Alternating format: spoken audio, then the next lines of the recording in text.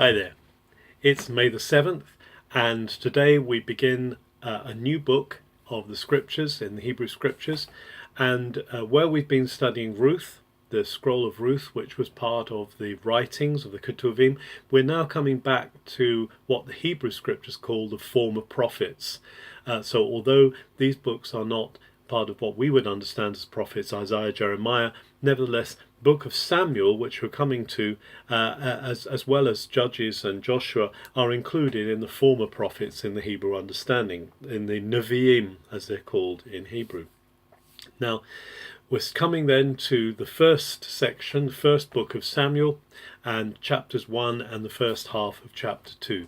Now, just to put this in the setting, we were reading not so long ago. Before we read Ruth, we read Judges. Judges and Ruth are both in the period of the Judges, these deliverers, these shoftim, these right wisers who bring deliverance to Israel.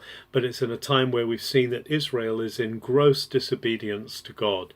And it says, of course, again, there was no king in those days. Everyone did what was right in their own eyes.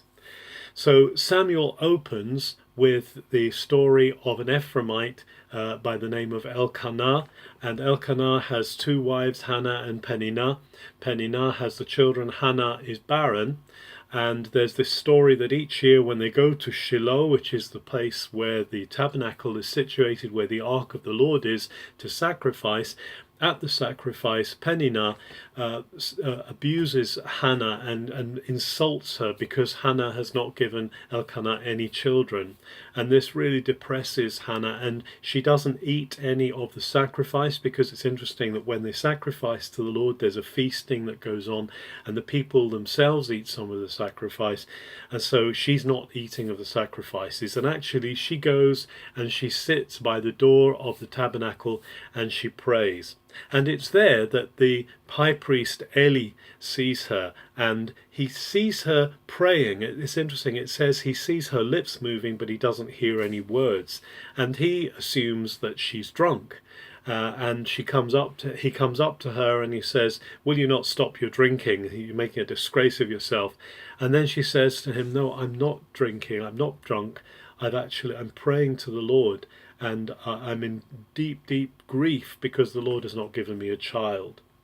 In fact, she says something interesting. She says, "I'm not a worthless woman."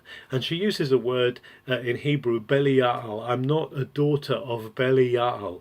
Belial literally means without worth, without purpose, without value. So he says, "I'm not a daughter of Belial." And Eli takes back his words and he blesses her and he says, "You will have a child." And in fact, she says when she has that child, she's going to bring that child back to the Lord, back to Shiloh, and she's going to devote him to the service of the Lord.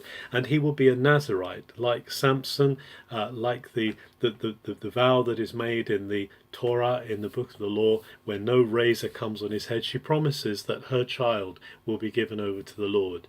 And the Lord hears her, and she has a son, and she calls his name Shmuel. We call him Samuel, but Shmuel in Hebrew means heard by God, heard by God. So she calls him Shmuel, heard by God.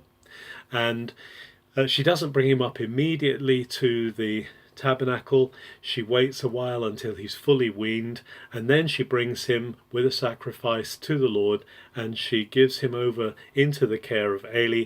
And she comes up year by year to visit him and brings him a little gift of a coat that she makes. It's very touching. It's a very human, poignant story, this one of Hannah, and so she brings him year by year. She brings the coat year by year to her little son. And then coming into chapter 2, we have this amazing hymn of praise, this amazing declaration which Hannah gives, the Song of Hannah, opening chapter 2 of 1 Samuel. It's very redolent, or it's very similar to the expression of Mary when she speaks out in the Magnificat her praise of God for giving her a child. "My soul rejoices in the Lord, my horn is exalted," says Hannah. And it's no doubt that when Mary speaks her song, the Magnificat, she is having in mind this amazing song of Hannah back in the Hebrew scriptures. And the song really speaks of how great God is, how he remembers the poor, how he exalts those who are downtrodden and lifts them up, because Hannah is experiencing the hesed of God. She's experiencing the faithfulness of God to his promises. And so this is her song. Then we move on briefly to a description of what's happening at this time among the people of Israel. Now we're realizing that this is the time of the judges, and this is not a good time for the people of Israel. And in fact, Eli's sons, Hophni and Pinchas, are in charge at this time, looking after things, and they are particularly nasty piece of work. They actually are called in the Hebrew sons or people of Belial, where Hannah said, I'm not a daughter of Belial, I'm not a worthless woman. They are described as sons of Belial. They are described as worthless people because they are not obeying the Lord in terms of his sacrifices. What's happening is that they are taking for themselves from the sacrifice that is due to the Lord. The other thing they're doing, which is really forbidden, is they are taking raw meat from which the fat has not been removed, and they are taking that and eating that for themselves. Now, back in the law of Moses in Torah, it's laid down that the fat of the sacrifice belongs to the Lord, and people are not allowed to eat the fat of the sacrifices, but they are doing just that.